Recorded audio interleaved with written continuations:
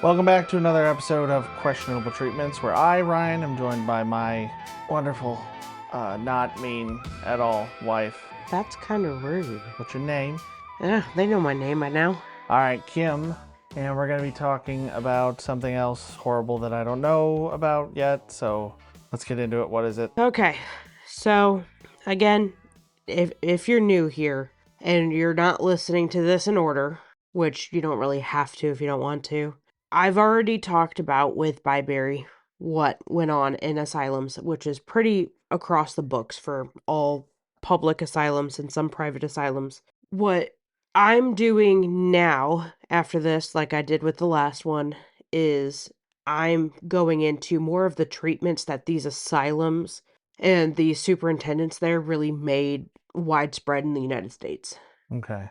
So horrible stuff that they standardized, kind of? yes. So a lot of asylums are known for like one specific thing. Byberry was medical experiments with medicine. Western State Insane Asylum was eugenics, which they kind of made popular. Well, yeah, we focused a lot on eugenics and the murder mystery thing that I was wrong about. Yeah. Well, I you can might admit be it. wrong. After I'm proven wrong, like just completely. But even if you're proven wrong, you still don't want to believe that you're wrong. But this week we're talking about Trenton Psychiatric Hospital, which is the name for this hospital today because it's still in operation. Is it in operation the way Western State is, where it's kind of in name only, or is it like really fully same building, same campus? I think it's the same building, same campus, but they did a lot of updates to it. They did a lot because they don't want to be associated with the old school asylum kind of vibe. Which I can completely understand. Yeah. And then some of these, like you said, you said some of the buildings can't be torn down. Yeah, because Was they're it in on Western historical. State? They're turning it into condos or something? Yeah, because they can't tear them down because they're part of the historical society or whatever. So weird. Here, where we live, it's called the Historical Society. But I have a couple names in here that made me chuckle. So let's get into it. So Trenton Psychiatric Hospital is in Trenton, New Jersey. And the treatment that we're really focusing on is focal infection theory. You have no idea what that means, and we're going to get into it. Yeah. I had no idea about this. But first, we're going to do a little history on the hospital. The hospital opened on May 15th, 1848 by Dorothea Dix. Oh, so she's getting into it. Yeah. It's like Critical Drinker. He was critiquing movies, now he's making them. Really? Yeah, I think. I'm pretty sure. I mean, he was an author already, but I think I didn't know that at either. least one of his books has been turned into a movie now. Really? Uh-huh. No wonder he's critiquing. It's like, you didn't do my movie. Yeah. Rogue Elements, released in 2024 as a 40-minute action short film created by the YouTuber Critical Drinker Will Jordan, funded by a 300,000-ish pound Kickstarter. Oh, interesting. Yeah. It's one of those things where it's like, sure, you can critique it, but can you do it? Yeah. You know, it's like the people who sit and, well, it's like you watching football. You're like, you didn't catch that? You're out. You couldn't run 30 miles an hour and catch a bullet? No, I really critique the quarterbacks. You threw 3 interceptions? Get the fuck out of here. Give me my old quarterback back. Quarterback back. That's how I am with, Mahomes. I was blanking on his name. Mahomes. 2 seasons in a row, you fuck up, you're gone. Good job you're not a head coach. I know. They'd hate me. Or maybe you'd make a really good team. I would make a fantastic team. All right, let's get on to Forced Infection Festival, whatever it is you called it. Focal infection theory? Yeah, that too. Okay. Opened May 15th, 1848 by Dorothea Dix. Right. In New Jersey. This was her pride and joy. She would look at it like it was her firstborn child. Okay. This asylum opened with the name New Jersey State Lunatic Asylum. Mm-hmm. It was the first public asylum to use the Kirkbride plan. Remember, Dorothea and Kirkbride were in cahoots. Yeah. And we talked about Kirkbride a lot. So this Yeah. was, I guess this is earlier than most. Mm-hmm. Okay. Yeah. That just sounded weird that she would get into it and be the first one to use that system that we've seen at Byberry. This is one of the first. This is the first in New Jersey to open, and it's one of the first in the country. Okay. And to treat patients with moral treatment. So they were the first public asylum to treat them with the moral treatment plan. And that means Treat them like humans. uh-huh. Don't treat them the way you don't want to be treated. Okay, so golden rule. Yeah. That's kind of like Google's "Don't be evil" thing, Yeah. and then they removed it. Yep. Although none of the asylums had it before. So when the asylum opened, it had 86 patients, and that was their cap. Okay. Um, Yeah, a lot of these are really a lot smaller than I would think. yeah. We just watched a Project Fear video about Trans-Allegheny, and it's huge. And they were saying that original building, which is massive, was only supposed to have like 247 people or something like that. It Yeah, was a but very specific number and very low. I mean, I'm guessing that's the number of rooms for that's the number of patients. rooms, and a lot of these buildings were added onto after they were originally built, as you will find out with this one. So it was only supposed to hold 86, and it was under the care of Superintendent Dr. Horace Butoff. Butoff. Can you spell that? Buttolph. That's Butoff. That's Butoff. All right.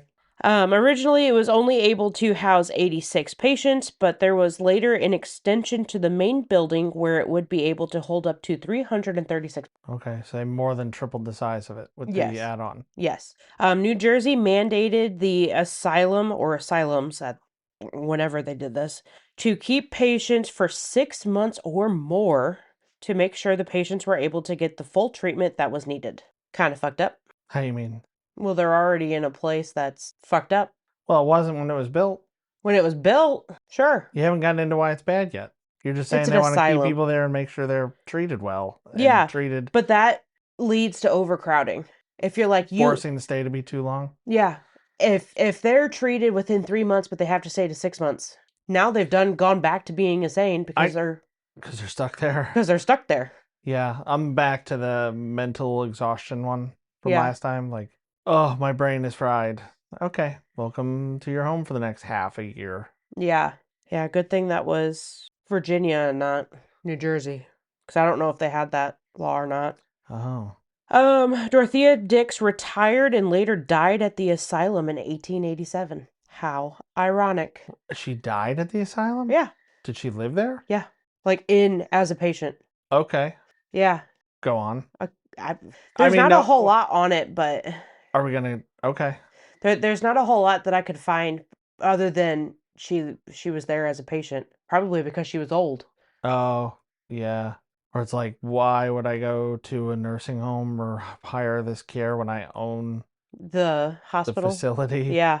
Okay. So that's a little backstory on how it started. I'm going to go into the buildings and when they were built. So the original building and the add-ons were done in 49, I think. 1849. Yeah.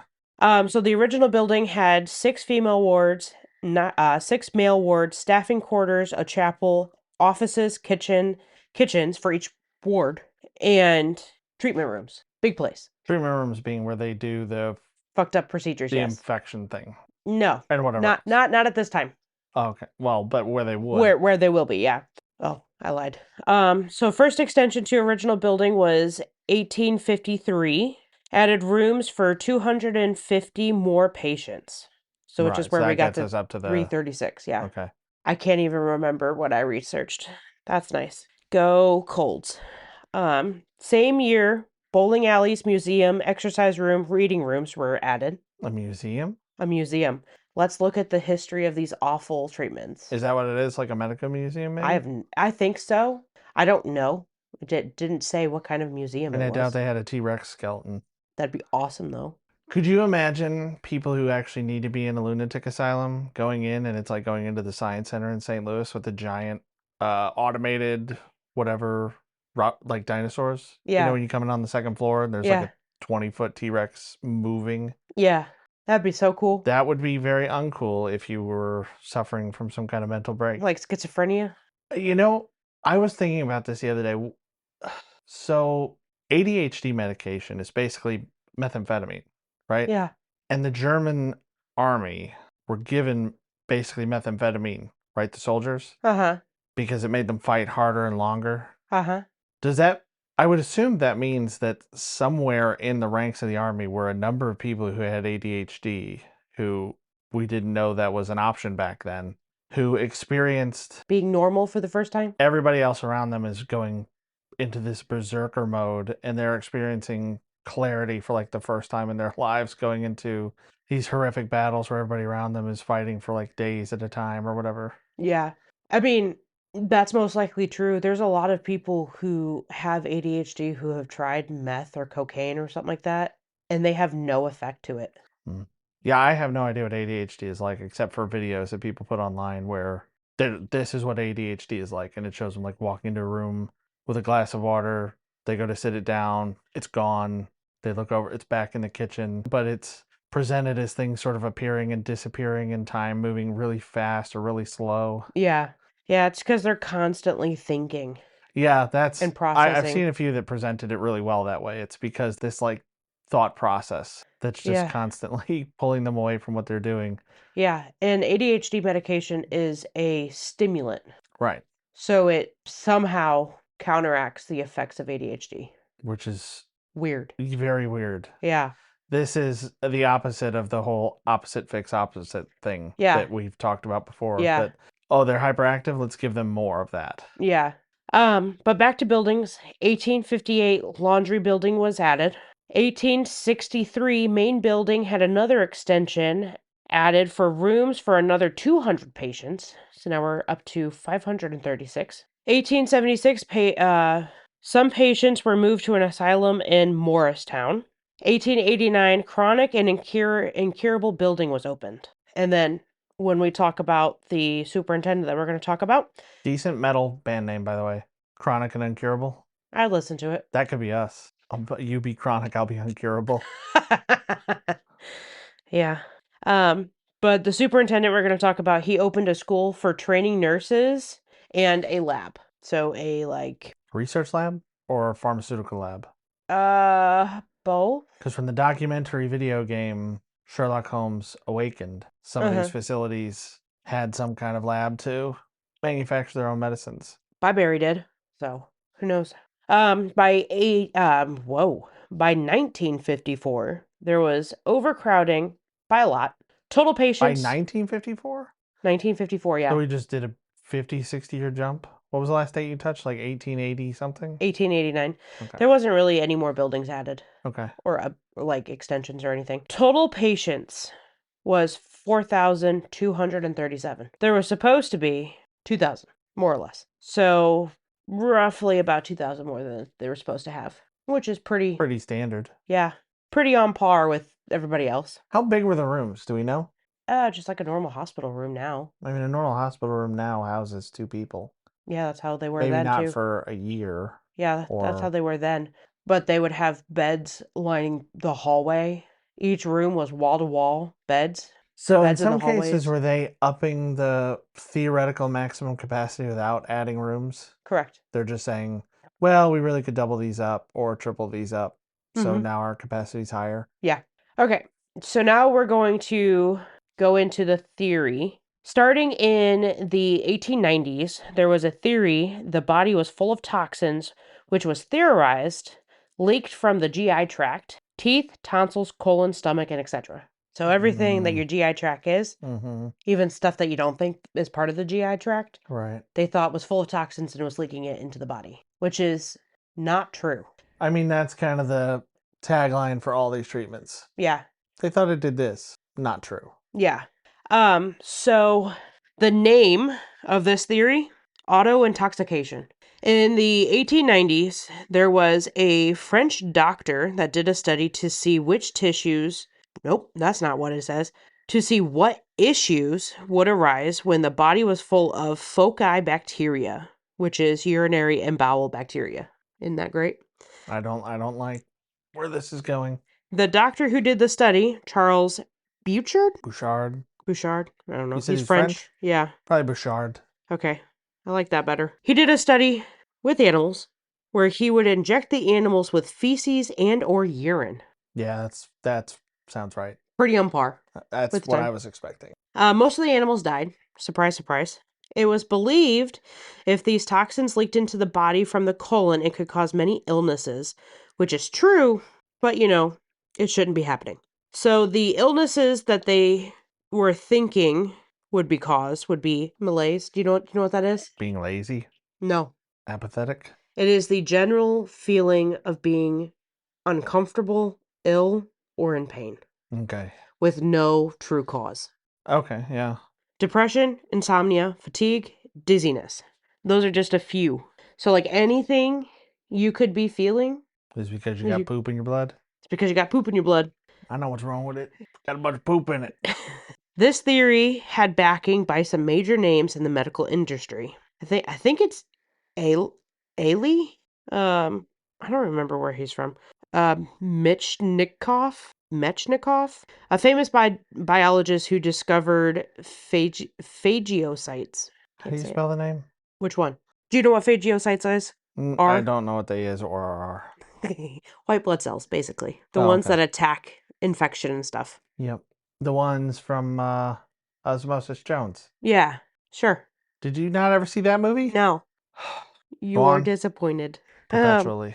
And it's a he, not a she. I found that one out the hard way. And his father fathered cellular immunology and probiotics. Okay. And then So the we other, owe Activia to that guy. yeah, Isn't that the probiotic yogurt? yeah, Yeah, the one that Jamie Lee Curtis used to advertise. yep. People made their own little versions of the ad. Said, "So good, you'll shit yourself." And then the other person who backed it, J.D. Kellogg. Ah, okay. He had some odd beliefs. Yeah, Didn't he? Did you do any research on him? no, I'm pretty sure he's the one that thought that masturbation was like really bad for you, but so was like walking in a straight line. I have no idea, but I wouldn't be surprised. I'm pretty sure that's the case. I just remember reading something about him like in school, and it was something weird. Like all of them have weird stuff like that. Company towns pop up, and God, I think Ford had a company town, and he thought square dancing was like the height of moral partying. So they had square dancing all the time or something like that. I could be totally off base. I'll try to put a correction if I'm wrong. Ryan here, mid-edit. Looks like I was wrong about that. I think the person we're talking about here is John Harvey Kellogg, who did believe that masturbation was bad for you and had some interesting beliefs about enemas and posture, but the walking in a straight line thing, I don't know where I got that. If there's no correction here, then I nailed it. Okay, so a little later, in the early 1900s, a surgeon in England, Arbuthnot. Buthnot. Yep, that's the first name, Arbuthnot, Lane. So clearly I'm going to be calling him Lane. Who found a solution that only a surgeon would be able to find, which would be, what would you think? Surgery? Well, yeah, but what? I don't know. Removing the colon. Oh. So obvious. Don't we need that? Yeah. 10% of the patients who got the surgery from Lane died, which is lower than anyone else performing the surgery. So he came up with the surgery. Other surgeons were like, yeah, I want to jump on that bandwagon. Did the surgery and more people died because he was a gifted surgeon. He later became the royal surgeon of England. That's a title? For him. Like royal surgeon of... Oh, like to the royal family. Yeah. Okay, I thought that was some kind of title. No, him. And he had in one of the big medical hospitals in England, he has wards named after him. Like St. Bart's or something? Yeah, something like that. So other surgeons were removing teeth, tonsils, and appendixes. I think it's appendices or whatever. Is it? Yeah. I mean the appendices. That's what it is. Okay, so it is the same. I was about to say like the term in a book is an appendix or appendices. Yeah, that's what it is. The colectomy for auto intoxication died with Lane, but tonsillectomy, appendectomy, and tooth extraction stayed until the 1970s. So they thought you were getting poop in your blood from your teeth. Yeah, because Or you're getting infection in your blood from your infection teeth. in your blood from your teeth, which actually can happen. If the tooth is rotten, If the tooth is rotten and you don't do anything about it, it can leak into the it'll get bloodstream. septic, yeah. Yeah. But not just... that just gives them more reasons to pull people's teeth out, like at Byberry. Mm-hmm. Well, they did it for punishment anyway. Well, that's what I'm saying. Yeah. They could just say, well, it's this treatment from England. Yeah, from Fancy. England. We But have to wear a not- monocle when we perform the surgery.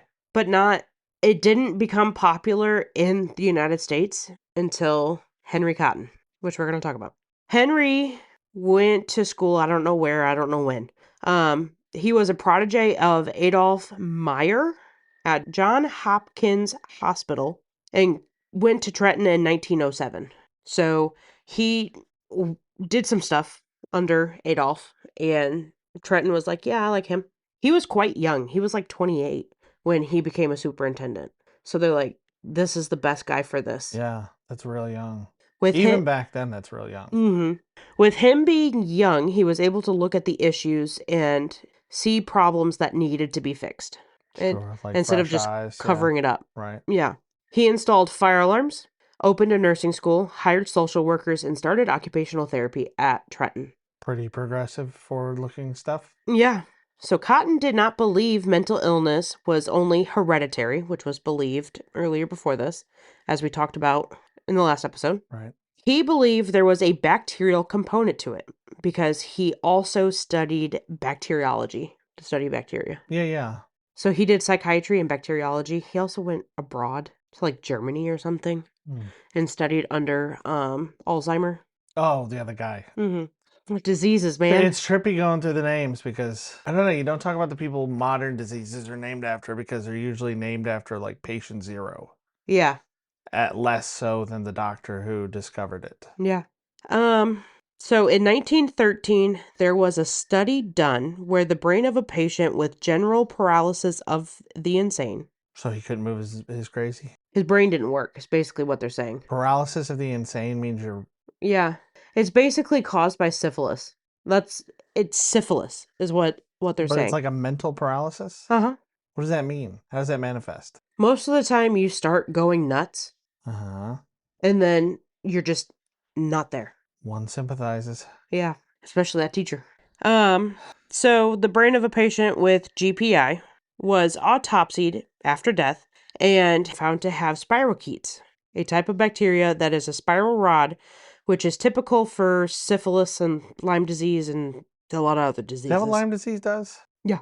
I've never understood what Lyme disease was. It affects the body first and then it goes to the brain. Okay. Yeah. Yeah, I knew ticks were bad, and I knew Lyme disease was a thing that could happen, but I never really understood what it was. Yeah. So we're learning this bacterial infection to be true. And we know that now, that if you have a bacterial infection and gets to your brain, you go nuts. Then it kills you. So they were right about some things. There was a major breakthrough as it seemed to prove auto-intoxication right. Germ theory was a big fad in the early 1900s and was a big area of study for Cotton.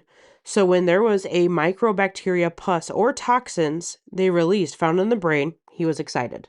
I like the idea that germ theory was a fad. Like it was the fashionable thing to study. Mm-hmm.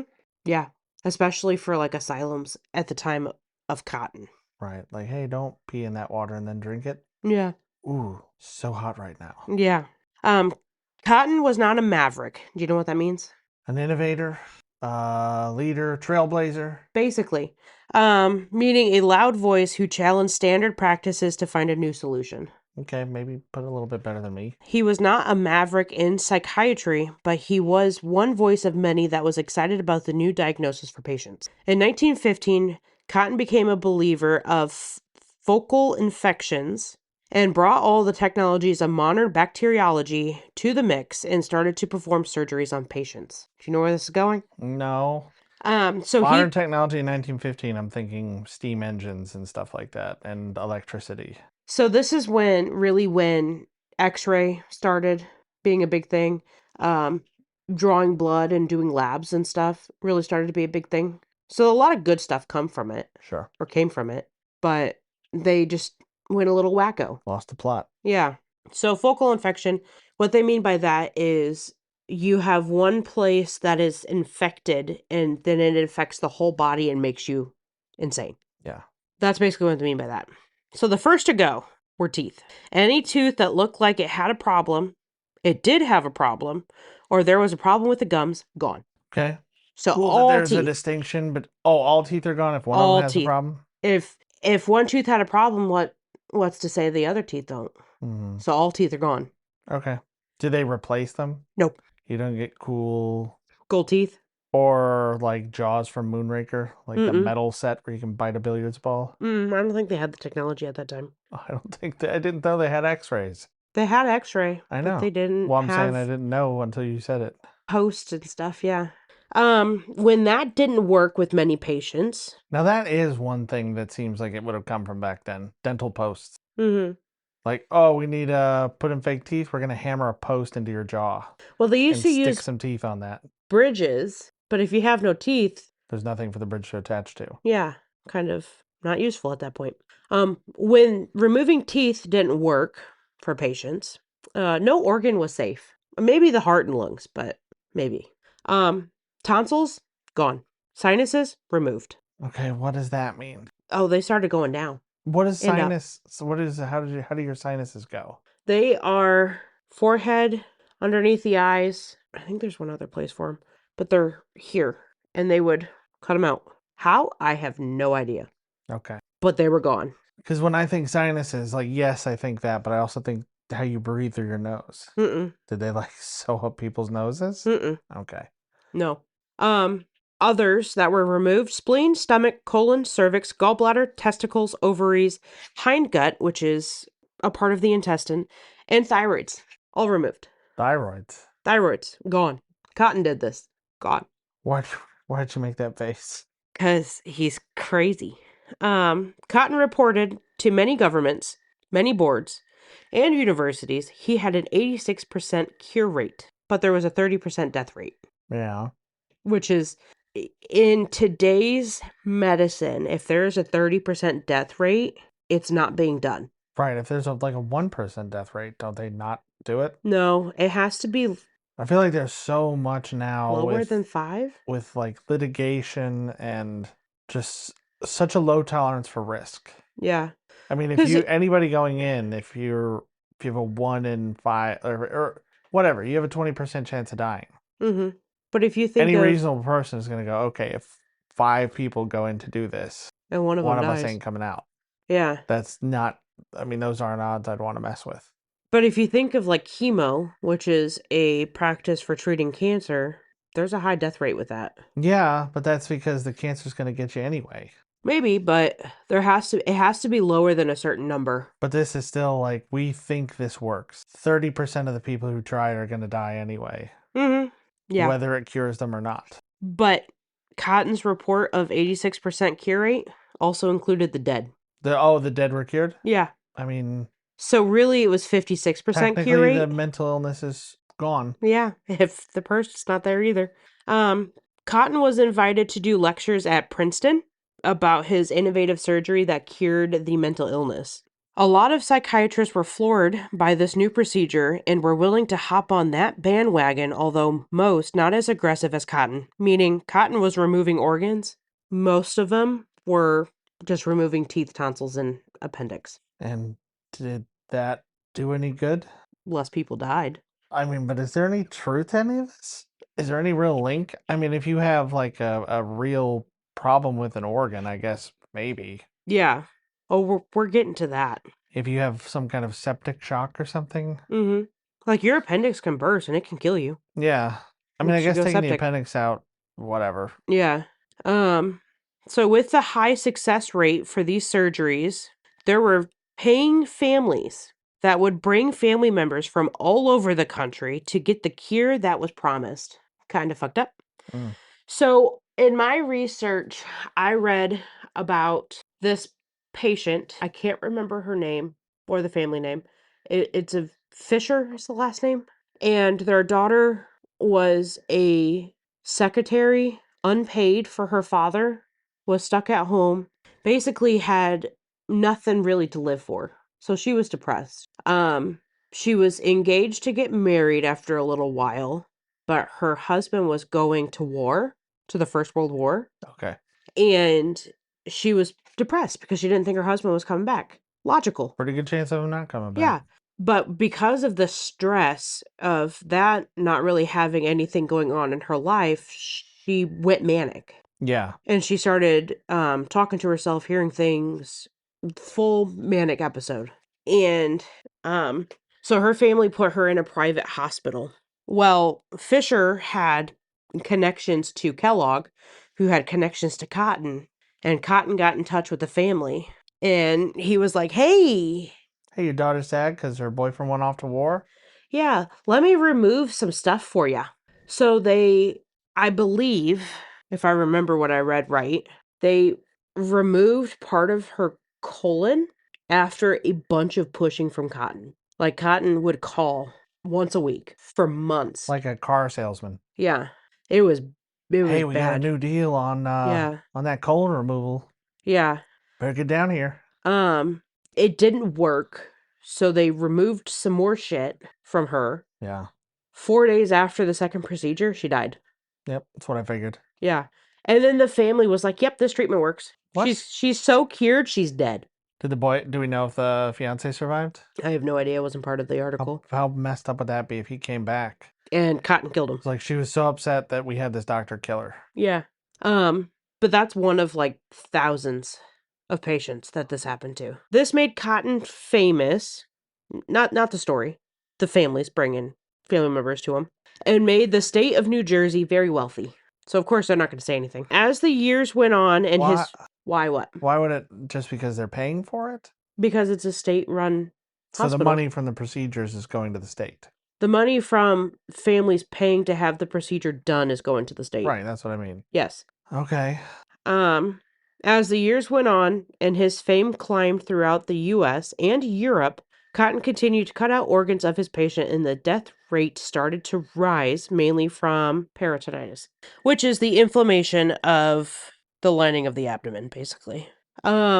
Inflammation of all the organs, infection in the lining of the abdomen, and suicide. We'll get into why suicide later. Oh, I can imagine. So this was in the time before antibiotics. So there's nothing to treat the infection. They didn't even have penicillin? Wasn't created then. If this puts into perspective when this time was. Okay. Okay, so now we get into what you were talking about earlier. There were 3 major critics of Cotton who did the study Cotton was supposed to do. So he didn't do any study at all. He just basically came in and he goes, this works. So there's no peer review back then, or this was the peer review? This is the peer review. After they were already doing it widespread. Yeah, years after. So the 3, George Kirby, which was another protege of Adolf Meyer, Clarence Cheney, a psychiatrist, and Nicholas Koploff, a bacteriologist. These men worked at New York Psychiatric Hospital. They did the same procedure Cotton was doing, although not as aggressive, meaning only removing teeth and tonsils, then later cervixes and sinuses. They had a control group which was picked with unbiased intentions. Both groups were of the same group, meaning living the same way, same place, and had similar problems. Yeah, okay. And both groups had the confirmed diagnosis of a focal infection. The researchers for the first group of 60 removed teeth and tonsils on half of the patients, so 30 got teeth and tonsils removed, the other 30, nothing, and left the infection material intact for the control group. The recovery rate were the same in both groups. Yeah. This should not be. If what Cotton is saying, this should not be. Right. Because of this, they did another study with more patients. They doubled the size, so 120 patients, with the same result. Also noted was a group of diagnoses that had a favorable outcome of recovery, which is like bipolar, and a group of diagnoses that had an unfavorable outcome, which is like schizophrenia. Why? I don't know. They didn't go into it. But they found that if you had bipolar, you would recover. If you had schizophrenia, you would not. Sure. This meant they were able to predict which diagnosis would recover from the procedure. With these results, the researchers published the findings in medical journals nationwide, and it ruined Cotton. So they're just showing certain illnesses are not treatable either way. Yeah. They're not going to recover naturally, or be helped by this procedure. Correct. Okay. Interesting. And it ruined cotton. It ruined cotton. There were Ugh. doctors that were attacking his credibility, but there was one who really tried to help his image. Can you think of anybody who would want to help his image? Anybody? Botolf? No, anybody who he's Kellogg? associated. Maybe. Meyer? Yes. Okay. Who is also the mentor for Yeah. the other guy? Lane? No. Kirby. Kirby was a protege of Adolf Meyer. Okay.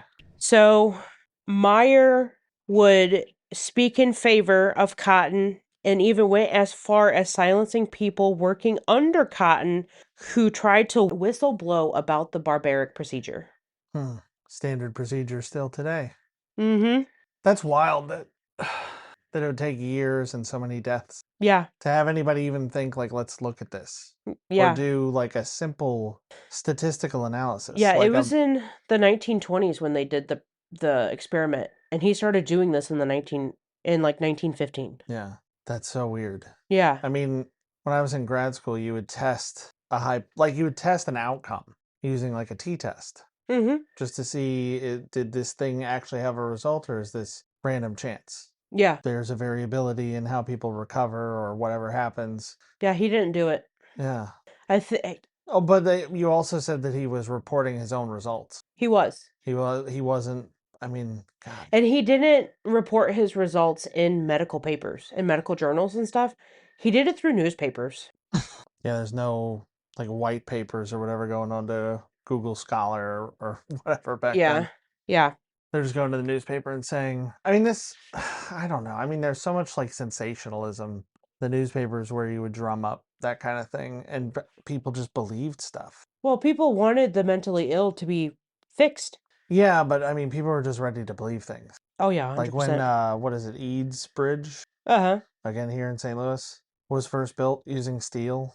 That was the big breakthrough, using steel to build a bridge to make it long enough to go over to the Mississippi. Uh-huh. And people didn't trust it. They were afraid that it wasn't going to hold, so they walked an elephant across it. Uh-huh. But there were also like hundreds or thousands of people walking along like with this procession. None of them really thinking about the fact that all the people are way heavier than the elephant. Gotta cut in here again. The elephant thing with the Eads Bridge was real, but it wasn't because of the weight. It was because of a belief that an elephant would not walk on an unstable surface. Yeah. And that if like I don't know. I mean, it's just one of those things. It's or like electrocuting an elephant to show that it can be killed that way or whatever. Like people, I don't know. Just the proof that people need isn't very much. No. And just being told it works. It works. And it's still today, even with all the internet searches that anybody would be able to do, they believe the first thing that comes up. Yeah, Which is unfortunately, why people are going to start to believe like the Google AI summary thing that tells you to eat rocks and use glue on your pizza and Yeah. So during the height, many asylums across the US were doing some sort of the procedure, usually only removing teeth and tonsils. There were 2 asylums in the US that did the full theory surgeries. So the 2 asylums that did the full surgeries, which means remove everything. Yeah, the thyroid, the testicles, the colon, ovaries, whatever. And everything, was Trenton, which is Mhm. what we're talking about, and Cook County Insane Asylum in Chicago. Right. Which is pretty on par for Illinois. Feels like it Yeah. sometimes. So with the results published in the medical journals, the practice was shunned in the late 1920s to early 1930s and died completely with cotton in 1933. What? When you said from, I thought you were going to say there was a resurgence. No. Some, the precursor to the flat earther was like, wait a minute, maybe they were onto something here. And they just don't want you to know. Yeah. There's probably is somebody like that. Probably. I mean, they could be onto something. I mean, they are onto something. Yeah. If you actually have like a septic organ, that's a problem and it needs to go. Yeah. But you don't preemptively gut people like fish. Nope. Under the idea that maybe this will help them be less mentally exhausted or hysterical or depressed that their fiance is being shot at or getting trench foot. Yeah. Somewhere in Europe. Yeah. So the 3 doctors who ruined cotton gave him credit where credit's due. He took psychology away from this is just because your family's insane to there's probably a reason behind it. Yeah. But he took it too far. I mean, you can't make fun of it. No. It's so far. I can't think of any analogy or joke to make about it. Yeah. He took it way too far. And it died with him when he had a heart attack in 1933. So in 1907, he was about 28. So in 1933, I don't even know, do the math. 54. Yeah, 54. Is that right? Yeah. Am I right? Yeah. Okay. 54. So he died at... super young. Is it? It's quite young. Okay. A lot of these people who didn't do fucked up procedures died in like 70s. Yeah, I guess that's true. He died. You think about people dying really young back in the day, but it's really just a statistical thing. Yeah. Of child mortality pulling it down. Like a lot of people lived a pretty long time. Yeah. Which I was shocked about in the beginning of my research. That if you lived through childhood, you actually lived a fairly normal life. Yeah. And you lived kind of long. Mm-hmm. Not Dick Van Dyke long, but long. Yeah. Longer than what we were made to believe. Okay. Longer than what we might be made to live. I've seen a lot of people online talking about, the way we all feel like we're starting to fall apart in our 30s. It's like maybe God designed us to last like 30, like a gorilla. Like 35, 40 years, and then you're gone. Yeah. But our medicine is too good now. Too good. That's why God gave us cotton. He was like, let's just start. Never mind. Killing everybody. So why was cotton, or are you going to go into this? Like his motivation, or do we know? Was he genuinely trying to help? He was genuinely trying to help, and then he just got like crazed about it. So he just became obsessed with seeing how much stuff he could. It's like me with my minimalism stuff. When I get on one of these kicks, yeah, where I'm like, we don't need a TV, we don't need computers, we don't need a whatever. Yeah, and it's really hard to rein you in when you get it that way. Yeah, he really wanted to help, and everything was around trying to help people. Okay. And even doing the procedures was about trying to help people. So it's not just a money thing. It's not like the more stuff we take out, the more the procedure costs. No, maybe that's how it worked. But... He genuinely was trying to help people and trying to cure mental illness and get these people out of asylums. 30 or more % of the people he's dealing with dying within a couple days was not enough to clue him in that maybe he was on the wrong path. Mm-hmm. I mean, it got him out of the asylum. Okay. So, now we're going to talk about the outcomes of the procedures. There was a high mortality rate. Cotton reported it was around 30%, but the researchers of the articles that I read looked into the records of Trenton, and it was actually about 45%. Wow. Maybe have been skewed that he was talking about short-term survival within a couple days, and they were looking at longer term. That was right after the surgery. So I would kind of assume most people would not live after having so much stuff removed. It's not like... I mean, if your thyroid's removed, you have to take... like Synthroid. Yeah, Synthroid. Yeah. I mean, it gives you all the hormones that you need. Yeah. I mean, my mom takes that. Your sister takes that. I had a dog that had a bad thyroid and had to take... Yeah, she was losing her fur. It happened really fast. Like, she started getting sick all the time, and then her fur started falling out in certain spots. Took her to the vet. Needs Synthroid. My mom accidentally took the dog's medicine one day and gave the dog her medicine. And she was like, wow, I actually felt great today. Like, better than usual. Maybe I should get mine from the Humane Society. Yeah. So, this is kind of a morbid section. Oh, this is the morbid part. Yeah. So, if you want to skip ahead... Oh my God, you're providing a trigger warning. Yes. Okay, if you don't want to hear about self-harm and some of the consequences of these treatments, skip ahead to about 47 minutes and 31 seconds. So pretty much all the patients at Trenton had all of their teeth removed. Do you know what that does to the jaw? Doesn't it cause it to deteriorate? Yes. So the patients were unable to chew their food or talk because of it, which they would ultimately die from malnutrition or suicide. Patients that had colon, stomach, and intestines extracted would suffer from chronic abdominal pain, diarrhea, incontinence, abdominal adhesion, which means tissues start sticking together from scar tissue.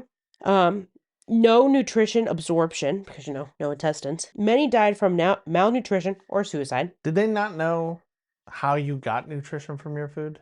No. Okay. They Not just that I thought as know of. long as it was in you some way. Uh-huh.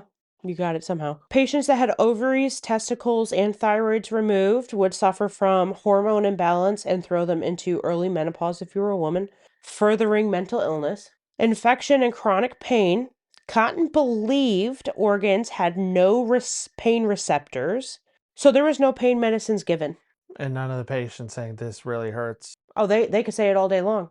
Nobody believed them Why? because you're insane. So you talked about that before, that they thought people who were in these asylums didn't feel pain. They just didn't believe them when they said they were in pain. Oh, yeah.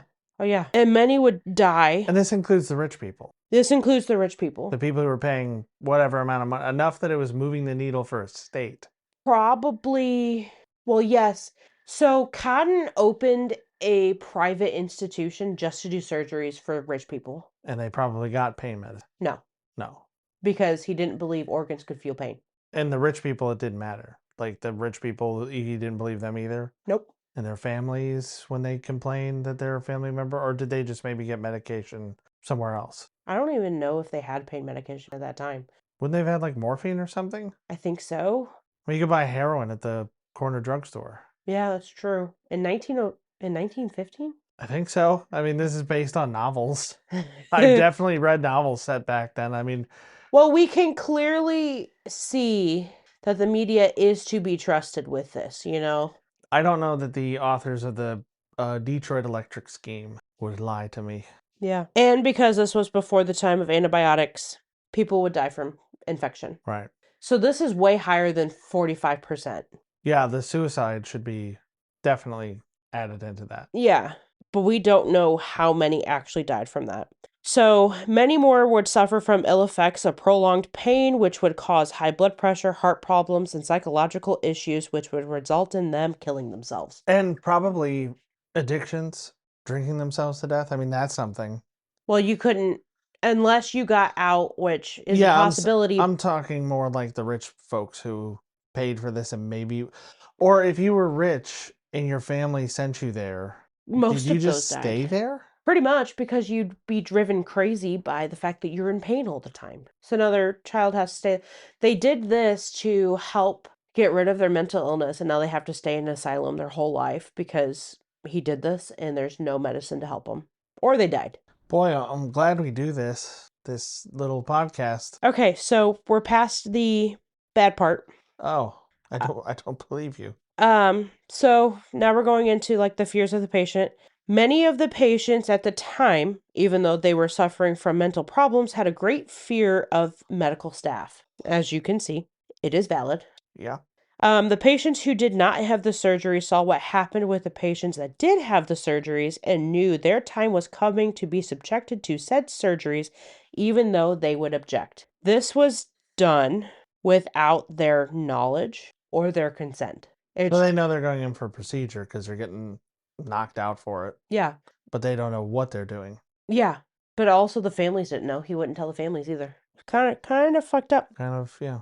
So this caused many patients to be fearful and to act out in fear towards medical staff. This has probably so far the worst treatment in asylum history that I have come across. That's saying something. And this is not one of the ones that you hear about. Yeah. Or not as frequently as others, because this had more information than Western State did. Yeah. But I knew they extracted teeth from patients if they were bitten. And if a patient bites, all their teeth are gone. And that's just from like these ghost shows. Right. Because it would be in their like little information packet. Why do they do Trenton on these ghost shows? No, because it's still active. I mean, but do they talk about it? No, because they only talk about the ones that are abandoned, that they're allowed to go and explore. Yeah. Yeah, it was bad. So Dorothea made noops. Kind of fucked up. By dying. Yeah.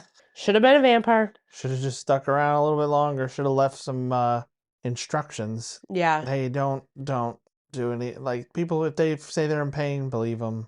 Yeah. I mean, it's a problem that we have now.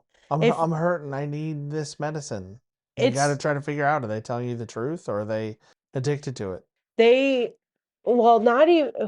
And back then it was just, we just don't believe you. We're just not going to give you anything. With EMRs now, the fact that they're electronic, Mm-hmm. you can tell when a patient's coming in because they're addicted to pain meds, because they go in all the time. Right. You'll see And a a lot record of of visits.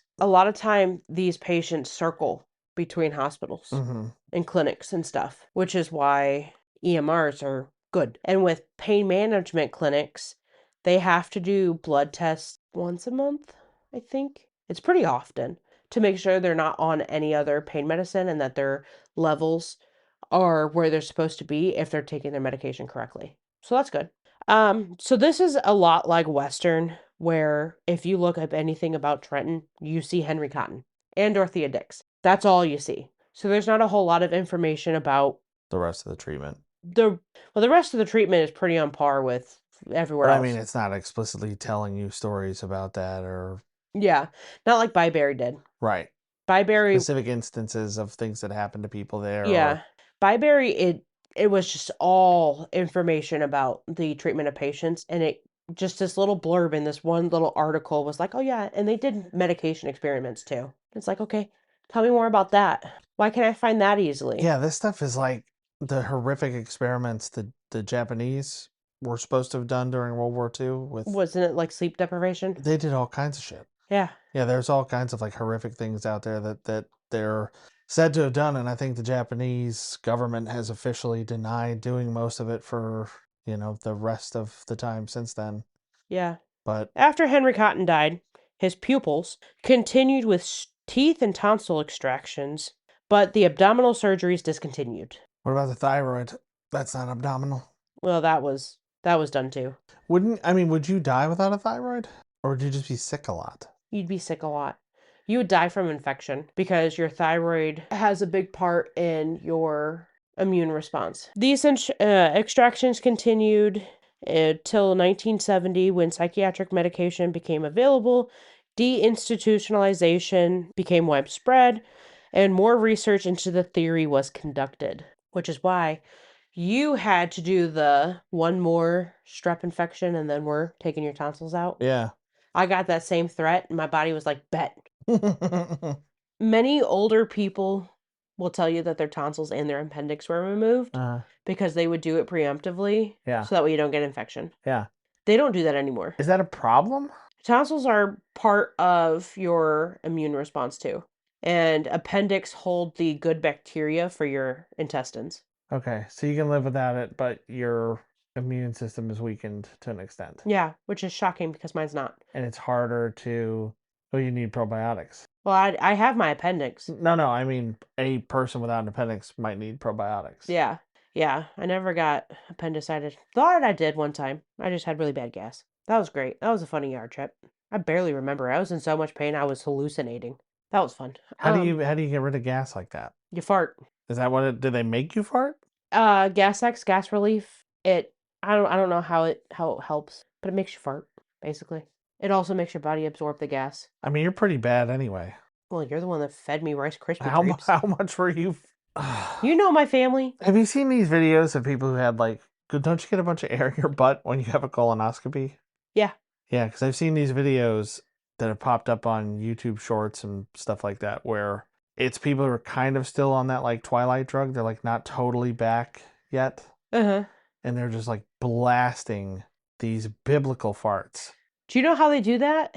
How they do what? How they do a colonoscopy. Well, yeah, I know that they're getting air up there because they're putting tools up there. They're putting like a... No, they pump air in there. What? Yeah, because your intestines close I thought around. they stuck a borescope up your butt. No, well, they do. But they inflate it with air? Yeah. Oh, God. Otherwise, you wouldn't be able to see anything. Yeah, I remember one that was like this young girl, 20s maybe. Uh-huh. And she's like, that nurse out there's really cute. Don't let him hear this. And just rips this horrific fart. And then she just like giggles a little bit. She's like, do you think you heard that? And they're like, no. And I think they could see like he was standing in the room still or something, and she just forgot. Yeah. Yeah, that's how they do that. But anywho, it's still in operation today. I feel bad for you. Why? Because someday you're gonna have to deal with me getting a colonoscopy. So I'm gonna be me, big, like unwieldy at the best of times. And on those drugs, and apparently pumped up with air, I'm gonna be way worse. You're not gonna be able to buckle me in to get me home. Your intestines, once you come out of the paralytic, Mm-hmm. your intestines shrink back to the way they're supposed to be. That's why you fart so much. Yeah. So I you will get the be able to mechanism.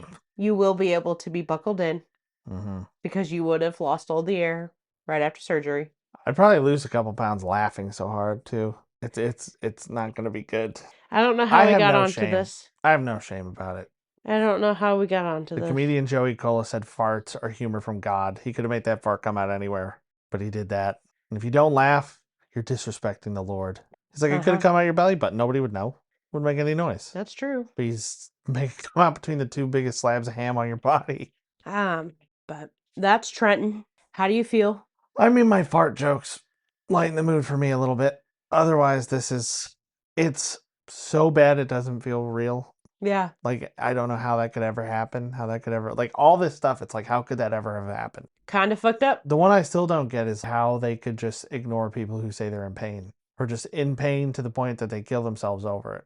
And they're still convinced That's what I was going to say. that it wasn't real. Yeah. I mean, I'm not saying they're still now, but they know that a certain percentage of people are killing themselves over the pain. There has to be something wrong. But they don't really feel pain. Yeah. They said schizophrenics don't feel pain. And this guy said organs don't feel pain. What was that would be an interesting thing for you to find out for research for something, whatever thing we do in the future with this. But where did that come from? How did they make that decision that... I don't know.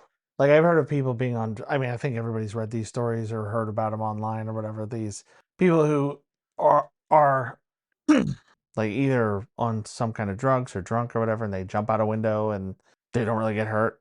Mm-hmm. And I've seen it explained as they're in such a relaxed state, they don't tense up. Mm-hmm. And it just doesn't end up breaking bones or doing as much damage as it would if you were braced for it. Yeah. But is that why they're like, well, they don't feel pain? It didn't really hurt them. I don't know if it's that or if it's a different type of muscle because most organs are smooth muscle instead of striated muscle. But did they just stick a schizophrenic person with a pin and they went, ow, and they're like, no, I don't believe you. That's not real. I don't know. He probably did it to cover up the fact that this is a fucked up procedure. Yeah, maybe it wouldn't have been cost effective if you had to provide aftercare for it. Wouldn't have been as cost effective Well, it's as not a bunch of people killing themselves. Yeah, it's not effective at all. It wasn't.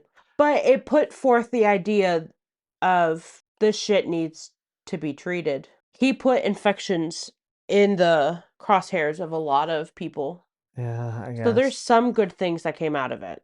I mean, I guess it's lucky that we at least got that out of it as opposed to, nope, we were right before. It's all hereditary. Everything this guy did was wrong. Yeah. Not just like this little cornerstone idea was right and everything he built on top of that was wrong. But anything you want to say? Oh, what I was going to tell you before I forget. The whole no, what you're saying isn't true is still around today. If you are a fat person and you are obese and you go to any doctor and you go, hey, this is wrong. I'm feeling this. This is happening to me. They'll go, oh, you just need to lose weight. Hey, my knees hurt. Oh, you just need to lose weight. I've been told that many times. I've also told them I've had arthritis in my knees since I was 12. Right. Clearly something's wrong. No, it's just because you're fat. You need to lose weight. So it's still around. It's not as horrific, but it's still there. And a lot of gynecologists, I will forever judge female gynecologists. Go on. I had 3 female gynecologists, worst gynecologists I've ever had. I've had 1 male gynecologist, best gynecologist I've ever had. Men don't know what you're feeling. So they listen to you? So they listen to you. Females go through the same thing, so they just write it off as just it being the thing that's happening. Right. That sounds close enough to something they've experienced, I guess. Yeah. It's interesting. And it sucks that I think part of that is like the ego of doctors and scientists. Most likely. There's no way you could understand anything that I understand. Yeah. I mean, I get the sides of it of I'm so tired of dealing with people who went to WebMD or now asked Dr. AI. Google. Dr. Google, I hate Dr. Google. Yeah, people who asked AI or went to Google and found some horrific thing that's super improbable that explains symptoms that are also adequately explained by something pretty mundane. Yeah. But then, yeah, I mean, I've for sure gotten the advice going into specialists or whatever, like, hey, they're a little touchy. Just don't try to make any suggestions as to what you think might be going on. And you should always advocate for yourself. Something I was telling my mother when I kept telling her to get the MRI of her hand. You should put forth the idea of treatment and testing that you want done, Mm-hmm. but don't put it in a way of, hey, I Googled it, and so I have this. Yeah, it could be this. Here's a possibility. Here's I was doing some research. This seems to line up with my symptoms. Can we please do a test for this? Yeah. Not, I Googled it, so I have it. That's what drives me nuts the most. Because most of the time they come in fucking tears because they think they have cancer because Google told them they had cancer. Yeah. That's why you should always find 3 credible sources that say the same thing. It got me thinking about going to my primary, and one of the things I talked about was like, hey, my hands sweat a lot. Maybe I need this could it be this? Could it be this condition or whatever? And he's like, I mean, maybe it's diet related, something else. Is there anything going on? Well, I drink an entire pot of coffee every morning and work kind of a stressful programming job. Oh, well, maybe let's try toning that down before we do anything else. And last time I went in, like, yeah, that was the pot of coffee day was probably it. Yeah. But okay, we're just dragging this on and having a conversation now, so. All right. Well, if you guys want to be horrified, appalled, and depressed, you know where to find us. Any podcast platform, Questionable Treatments. That sounded actually, I don't know. If you like listening to us, whatever. Well, we know where to send you to. Join in. Yeah, and we'll be back next time. I'm not even going to ask you what we're doing next time because I don't want to corner you. Well, I know what we're doing next time because I'm done. The next one is the last adult asylum. That's going to be Trans-Allegheny. Ah, the big one. The At least what I most famous. think of, yeah, because it's the most famous, because it's the one that every ghost show has done multiple times. I'm pretty sure I just revealed that there was more than one asylum to many people. No, people know there are a lot of asylums. I think. I don't know. It's not talked about anymore. I'm surprised at how many of them were bad. Pretty much all of them. But how some of them were good. The ones that were not state run. Not state run. Yeah, I'm not talking about the ones that were good because I'm talking about crimes. And you totally changed my mind with all this state run stuff. Finding out how much of what happens in your particular town is only controlled by your particular town and not really part of a state mandate or anything has brought me a lot of comfort. Just, you kept saying anything the state controls goes bad. It does. And so I started Googling, okay, how much does the state control in these different cities and states and whatever, and it's not a lot, generally. Certain policies or things they might have to do to get certain funding, but for the most part, your city's kind of independent. Mm-hmm. Yeah, or at least for the state that we live in. I think it's, probably for quite a few, but... Yeah. All right, cool. Bye. Bye.